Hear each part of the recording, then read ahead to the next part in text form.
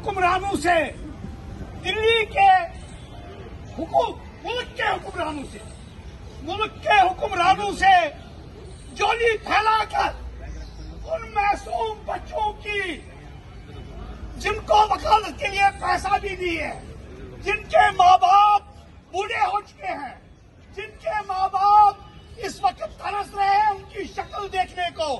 उसके लिए मैं झोली फैला रहा हूँ। ये कोई प्रोटेस्ट है जो जम्मू कश्मीर के सैकड़ों नौजवान इस वक्त मुल्क की अलग अलग जेलों में बंद है, जिसकी जाती मिसाल हमारे मेंबर पार्लियामेंट जनाब इंजीनियर रशीद साहब हैं, जो 4,40,00,000 लोगों को, 4 मिलियन लोगों को रिप्रेजेंट करते हैं, 2 मिलियन वोटर्स को रिप्रेजेंट करते हैं, और 6 साल उनको कैद में जो है उनकी इनकार्सरेशन मुकम्मल हुई, और इस वक्त वो 7वें साल में उनकी जो इनकार्सरेशन है वो दाखिल हुई। तो इस वजह से जो है, जो हमारे जो पॉलिटिकल राइट्स, हमारी जो लड़कों को जो अरेस्ट किया गया है, इस वजह से हम आज यहाँ दिल्ली में प्रोटेस्ट कर रहे हैं। हमारी सरकार से ये डिमांड है, हमारी ऑनरेबल सुप्रीम कोर्ट से डिमांड है, honourable chief justice of India से ये डिमांड है कि आप मेहरबानी करके इंजीनियर रशीद साहब और इंजीनियर रशीद साहब के साथ साथ जो सैकड़ों नौजवान इस वक्त मुल्क की अलग अलग जेलों में कैद है, उनको आप रिहा कीजिए। ये हमारी डिमांड है। जिस तरह से बार बार उनको सरकार से ये पूछना चाहते हैं कि जिस वक्त इंजीनियर रशीद साहब को आपने पैरोल दिया, 1 महीने तक वो बाहर रहे, जिस वक्त उनको असेंबली इलेक्शन में कैंपेन चलाने के लिए पैरोल दिया गया, लेकिन जब पार्लियामेंट में लोगों की रिप्रेजेंटेशन का वक्त आया, जिस वक्त उनको लोगों की रिप्रेजेंटेशन करनी थी, जिस वक्त उनको लोगों की बात करनी थी, ऑपरेशन सिंदूर पे बात करनी थी, उस वक्त आपने डेली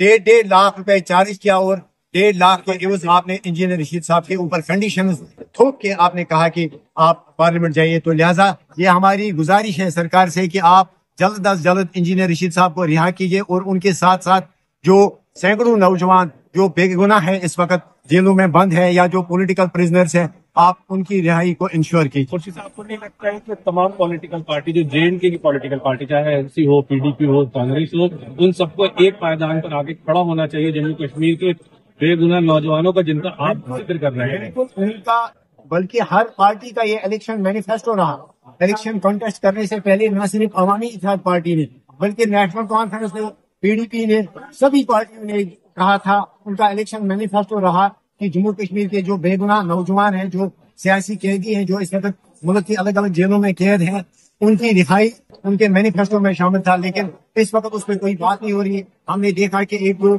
असेंबली सेशन हुए, उसमें हमने डिमांड रखी, हमने कहा कि आप पॉलिटिकल प्रिजनर्स पे बात कीजिए। हमने इनफैक्ट एक रेजोल्यूशन भी लाया, लेकिन बदकिस्मती से वो रेजोल्यूशन असेंबली में टेबल नहीं हुआ। लेकिन हम इस वक्त सारी पॉलिटिकल पार्टी से सियासत को साइड में छोड़ के हम ये उनसे गुजारिश करते हैं कि आप मेहरबानी करके खुदारा आप जम्मू कश्मीर के उन सैकड़ों नौजवानों की बात कीजिए। मैं 6 साल तक यहाँ तिहाड़ जेल की दुनिया और तिहाड़ जेल की कोठियां जो है वो काटता रहा। लिहाजा मुझे इल्म है, मुझे पता है कि जम्मू कश्मीर के नौजवान इस वक्त रिप्रेजेंटेटिव हैं, उनके रिप्रेजेंटेटिव अदालतों में नहीं है, उनके वकील नहीं है, उनको मुलाकात के लिए यहाँ कोई नहीं आता है। तो इस वक्त इंजीनियर रशीद साहब के पीछे 4 मिलियन लोग हैं, 2 मिलियन वोटर्स है, पार्टी है, काट रहे। लेकिन कुछ नौजवान, कुछ सियासी कैदी ऐसे भी हैं जिनको इस वक्त वकील भी जिनके पास नहीं है, जिनको मुलाकात के लिए इस वक्त कोई यहाँ तिहाड़ जेल या मुल्क की अलग अलग जेलों में मुलाकात के लिए उनको कोई नहीं जाता है। तो लिहाजा हमारी सारी पॉलिटिकल पार्टी से ये गुजारिश है कि आप बात कीजिए और एकजुट होकर किसी रियायती पे जो है आप ये एजेंडा की, जो जम्मू कश्मीर के जो बेगुनाह नौजवान जेलों में बंद है, उनकी रिहाई को इंश्योर कीजिए। करो,